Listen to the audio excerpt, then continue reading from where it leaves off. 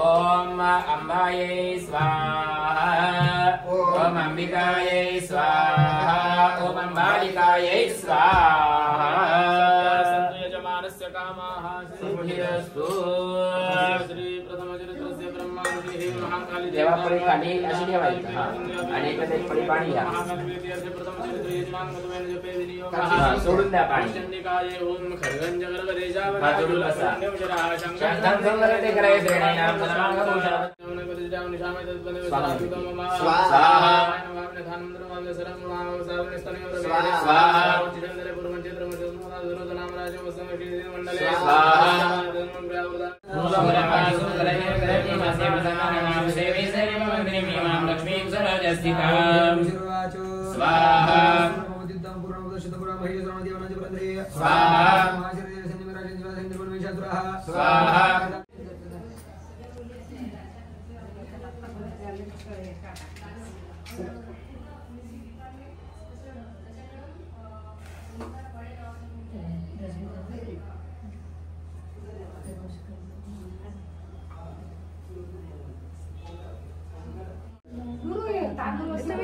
चला गुरुजी सुंदर श्रीयंत्र ना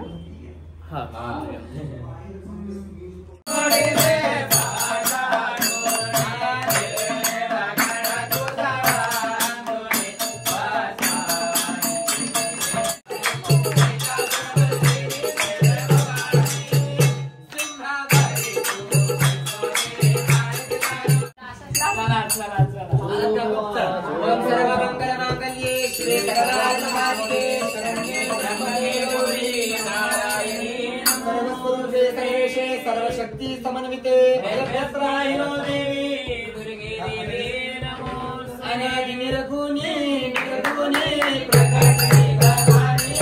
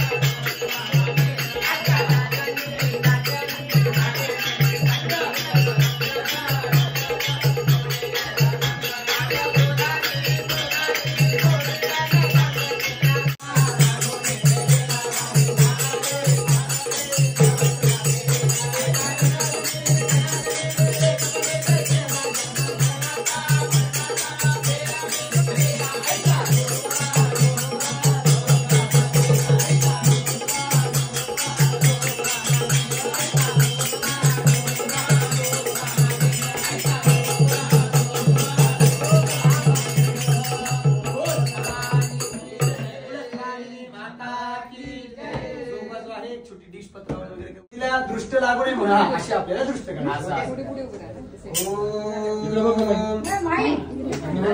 म्हणणारे ते सर्व मंगल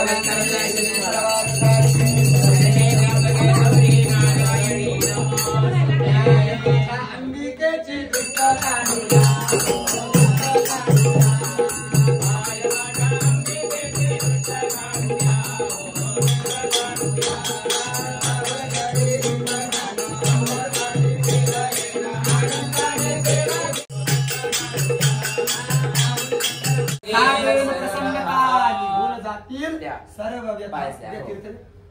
उद्या संध्याकाळ नाही होणार आपली उद्या दिवसात राहणार आहे म्हणजे उद्या दुपारी नाही चालत संध्याकाळच्या वेळेला असतं दीपार्चन म्हणून हे दिवे वगैरे लावून मग दिवेचं आपण आज पूर्णाहुती केली हे केलेलं आजच्या पूजेचं नैवेद्य आरती आणि हे जोगवा वगैरे सगळं दृष्ट काळजी पूजेची नसतात. आता उद्या आपल्याला काय काय करायचं आहे उद्या सकाळी आम्ही आलो की सकाळ सारखं आपलं प्रातःपूजन होईल सगळ्या देवांचं, आपल्या देवतेंचा परत अभिषेक होईल उद्या सकाळी.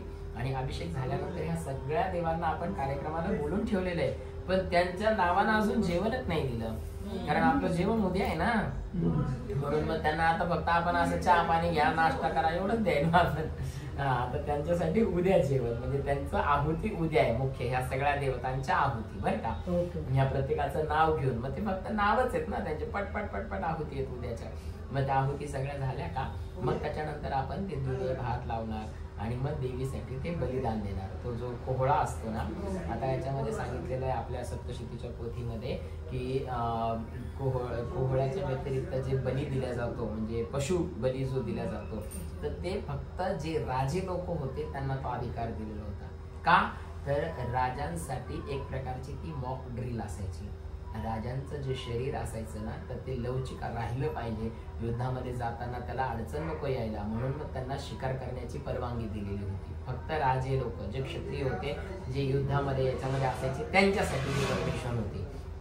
जसं आजही मिलिटरी मधले जे लोक असतील त्यांना मदिरापान करण्याची अनुमती असते, बाकीच्यांना नाही. म्हणजे हे त्याचं कारण. तर अशा स्वरूपामध्ये त्यांच्यासाठी ते बलिदान होतं की ते पशु बली देऊ शकायचे. पण आपल्या सगळ्यांसाठी काय सांगितलेलं आहे की कुष्मांड बली द्यायचा, म्हणून मग आपण ते कोहळ्याची तलवार पण आणून ठेवलेली आहे, त्याचं आपण उद्या छेदन करणार आहे उद्या त्या कोहळ्याचं. मग त्याला ते मस्त गुरुजी हे तयार करतात त्या कणकीनं त्याचा राक्षस, आणि मग ते राक्षसाचा बली देवासमोर आपण उद्या देणार. आणि मग ते बलिदान तुम्हाला बाहेर नेऊन ठेवायचं असतं. मग ते बलिदान बाहेर नेऊन ठेवलं म्हणजे मग त्याच्यानंतर आपली पूर्णाहुती होईल. पूर्णाहुती झाली की आपण नैवेद्य दाखवू, आरती करू, आणि मग नंतर कुमारिका पूजन, सगळ्यात शेवटचा टप्पा. अशी उद्याची पण पूजा. हो, आम्ही सकाळी तिथून घरून 7:15 निघणार आहे, 8 वाजेपर्यंत इथून टच होऊ आम्ही, असं आमचं प्लॅनिंग आहे. हो, कारण आज 9:30 सांगितलं ते. आम्ही 4ला उठून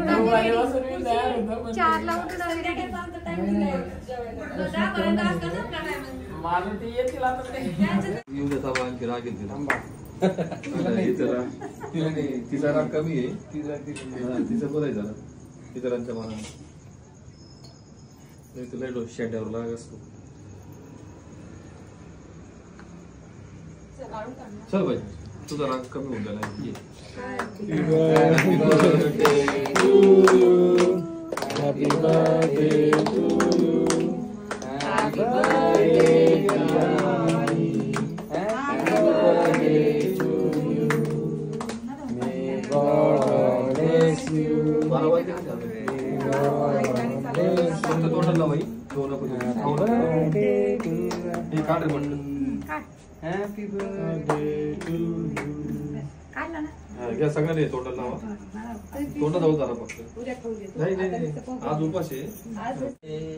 happy birthday to you. Happy birthday to you. Happy birthday to you. Happy birthday to you. चला, आईचा बर्थडे सेलिब्रेट झाला आणि आजची खूप छान पूजा झाली. आता झोपतो आम्ही.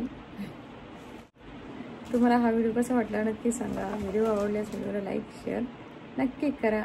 नवचंडिकाची पूजा झाली आज. आज दुसरा दिवस होता आणि उद्या तिसरा दिवस आहे. उद्या सगळ्या इथे खूप खूप पाहुणे आज झालीच जमा काही.